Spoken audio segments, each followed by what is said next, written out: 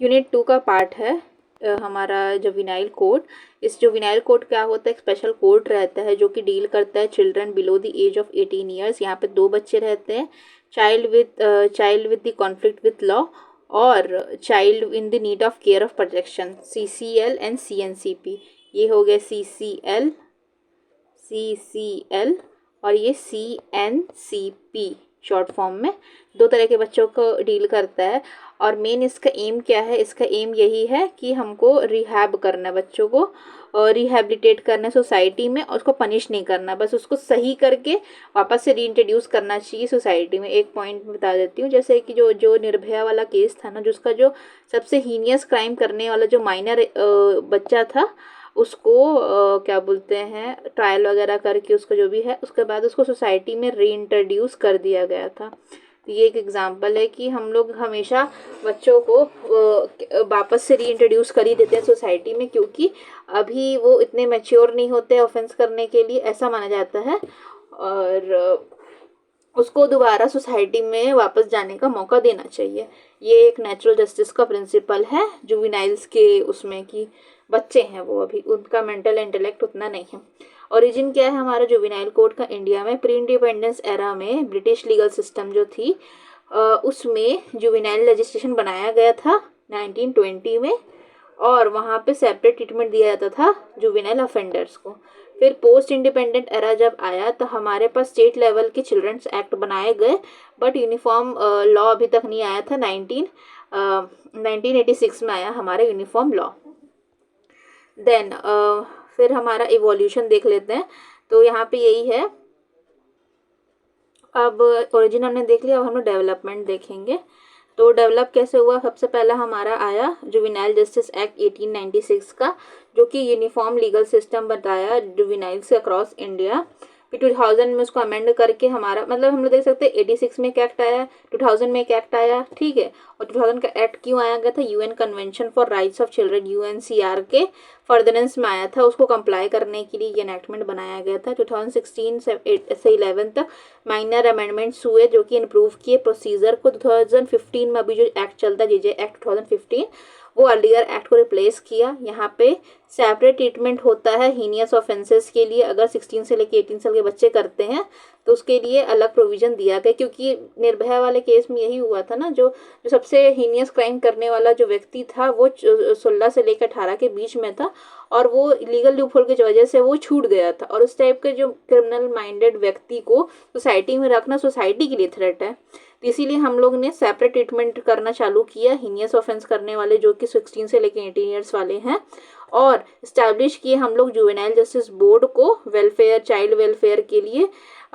Establish किए, और stronger provisions लाए हम लोग चाइल्ड के एडॉप्शन के लिए, रिहैबिलिटेशन और चाइल्ड केयर इंस्टीट्यूशन के लिए। अब प्रोसेसेस क्या दिए गए हैं जुवेनाइल जस्टिस कोड के बारे में, जुवेनाइल जस्टिस एक्ट में, JJ एक्ट में क्या क्या दिया गया है। तो फर्स्ट है हमारा एप्रीहेंशन एंड प्रोडक्शन। जब भी कोई चाइल्ड अगर कॉन्फ्लिक्ट विद लॉ है, माने कोई ऑफेंस करता है, तो उसको इमीडिएटली अरेस्ट किया जाएगा। अरेस्ट मतलब एडल्ट की तरह अरेस्ट नहीं किया जाएगा, उसको लेके जाया जाएगा जुडिशियल जुवेनाइल पुलिस यूनिट लेके जाएगी, किसके सामने? जुवेनाइल जस्टिस बोर्ड के सामने 24 घंटे के अंदर प्रेजेंट करना जरूरी है। जुवेनाइल जस्टिस बोर्ड में कौन लोग होते हैं? एक जुडिशियल मजिस्ट्रेट होते हैं और 2 सोशल वर्कर होते हैं, और सोशल वर्कर के साथ एक कौन होते हैं हमारे? एक वुमेन होना मस्ट है। फिर जुवेनाइल जस्टिस बोर्ड जो है इंक्वायरी कंडक्ट करती है, ट्रायल नहीं करती, बस इंक्वायरी करती है, देखती है क्या ऑफेंस हुआ नहीं हुआ, उसके बारे में देखती है एक बार। इसके बाद फिर सोशल इन्वेस्टिगेशन होता है, सोशल इन्वेस्टिगेशन रिपोर्ट जमा की जाती है, किसके द्वारा? हमारे प्रोहिबिशन ऑफिसर के द्वारा। जो प्रोहिबिशन ऑफिसर है वो ये चीज़ जमा करते हैं। चाइल्ड वेलफेयर ऑफिसर या प्रोबेशन ऑफिसर एक सोशल रिपोर्ट जमा करते हैं, जिसमें इंक्लूड करता है चाइल्ड का बैकग्राउंड और सरकमस्टेंसेस वगैरह, सब उसमें लिखा रहता है। फिर एक प्रिलिमिनरी असेसमेंट होता है। प्रिलिमिनरी असेसमेंट मीन्स एक तरह का मतलब एक तरह चेक करते हैं कि जो भी बच्चे ने ऑफेंस किया है वो मेंटली कैपेसिटी होल्ड करता कि नहीं, मेंटल फिजिकल कैपेसिटी उसकी है कि नहीं इस चीज़ को करने के लिए। अगर वो फिट होता है तो उसका केस ट्रांसफ़र हो जाता है चिल्ड्रंस कोर्ट में एडल्ट की तरह ट्राई करने के लिए। फिर उसके बाद order by JJB, judicial justice board के द्वारा ऑर्डर किया जाता है। उसके बाद में दिया जाता है, काउंसलिंग किया जाता है, कम्युनिटी सर्विस की जाती है, और या तो फिर प्रोबेशन के अंदर रखा जाता है, ऑब्जर्वेशन होम में भेजाया जा सकता है, या फिर रिलीज कर देते हैं विथ एन एडवाइस। देन और पोस्ट ट्रायल क्या है हमारा, पोस्ट ट्रायल पीरियड में हम लोग रिहैबिलिटेशन करते हैं, मतलब उसके काम करते हैं किसके ऊपर, एजुकेशन के ऊपर काम करते हैं, ट्रेनिंग देते हैं उनको, काउंसलिंग करवाते हैं, रीइंटीग्रेट करते हैं फैमिली के साथ, ताकि उनका बिहेवियर चेंज हो सके।